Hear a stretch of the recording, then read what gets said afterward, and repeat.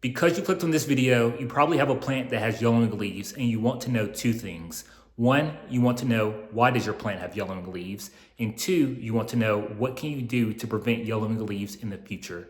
So this video is going to help you figure out what you can do and how you can fix your issues. So this is my Ficus audrey and it has several yellowing leaves. As you can see, I have a yellowing leaf here. I have another yellowing leaf here.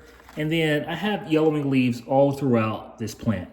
Now, what I want to do is I am going to give you some reasons why your plant might be yellowing and what you can do to fix those issues. The first thing that I like to check for when I am trying to figure out why my leaves are yellowing is I want to ensure that my plant is getting plenty of light. Because this particular plant has been here for quite some time without any kind of yellowing, I know that it's in a good spot, so that is fine. The next thing that I'm going to be mindful of is nutrients. Nutrient deficient plants, so if they lack things like nitrogen and iron, will cause your leaves to yellow.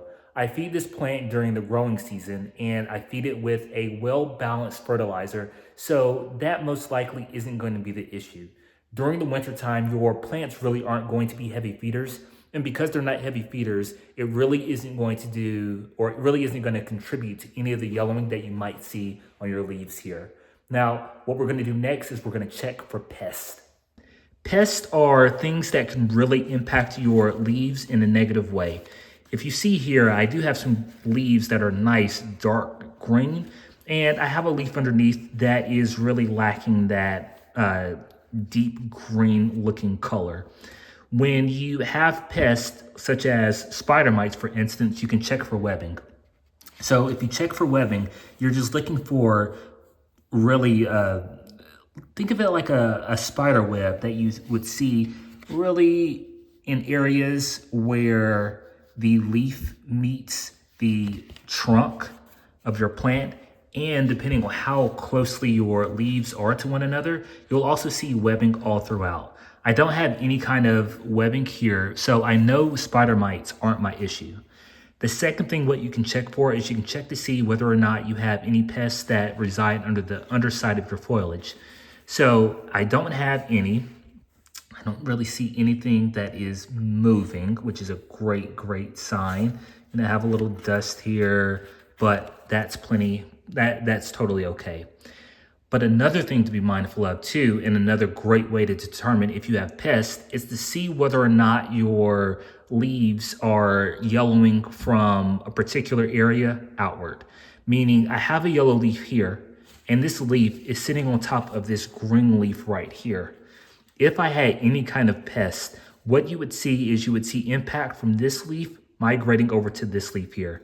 Because of how yellow this leaf is, I do know that that's not the problem. And finally, the last two things to check for when it comes to your yellowing leaves is watering, whether or not you're over or under watering. So let's examine this plant right now. When we look at this plant, we see that I have some leaves that are really starting to droop down. They are not as erect as what they normally would be. For instance, if you look up top, you have these nice erect leaves, but then when we look down here, we see these leaves are a little bit floppy. We also see that we have leaves that are floppy that are yellow as well. And this right here is giving me the impression that my plant is being or not receiving the necessary amount of water that it should receive. So what I'm going to do to check for watering is, well, really there are a couple of things that you can do. The first thing that you can do is you can take your finger and you can put it into the soil. And you can really feel deep down into the soil and just see how wet is it. So this to me feels pretty dry because, well, the dirt is just rolling off of my finger. If you like videos like this and want to continue to see more videos about houseplant tips and tricks, please be sure to subscribe to the channel. It's totally free and would mean a lot. Thank you so much. Now let's get back into the video. The second thing I'm going to do is I'm going to take this water meter here. So I'm going to turn on the water meter. I'm going to stick it into my root ball here. And I'm just going to check what the moisture is reading. So it's reading 1.50, which is actually pretty dry. We like to keep this at around a 3 for this particular moisture meter before watering again.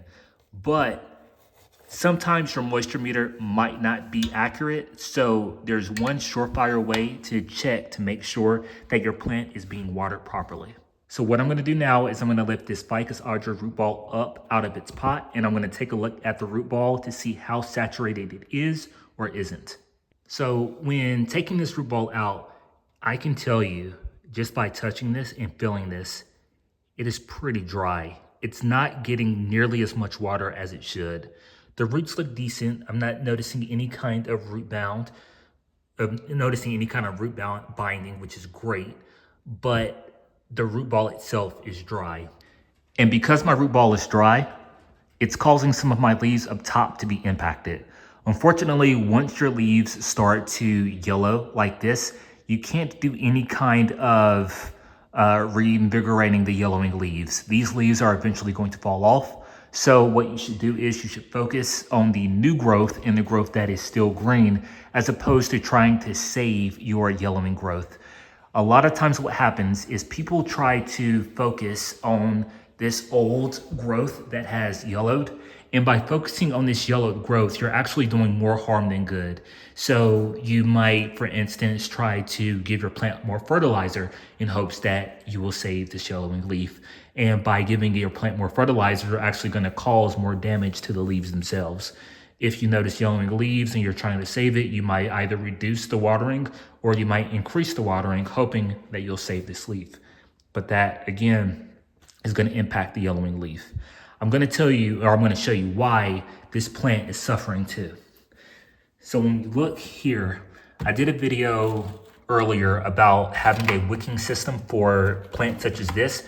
I actually did it for my fiddle leaf fig, and this plant has no wicking system. So when I water, oftentimes what happens is the water flows over the edge of the root ball.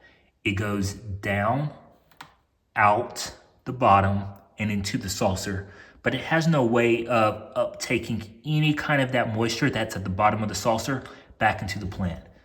Now, I am not going to worry about trying to produce a wicking system for this Ficus audra right now, because we're getting pretty close to the growing season, and this Ficus audra is going to go outside, and when it goes outside, it's going to get nice deep waterings, nice thorough waterings too. So that is why this particular plant has suffered, but it will bounce back. One thing to keep in mind when it comes to yellowing leaves is that leaves in time will just naturally yellow. It's a part of their life cycle. So if you have a leaf that has been around for ages and you do notice that you get that tinge of yellow, don't panic. And by not panicking, what I mean is don't try to apply some of these rules, such as watering, to your plant, because you might end up actually causing your plant to suffer a little bit more when it doesn't need to.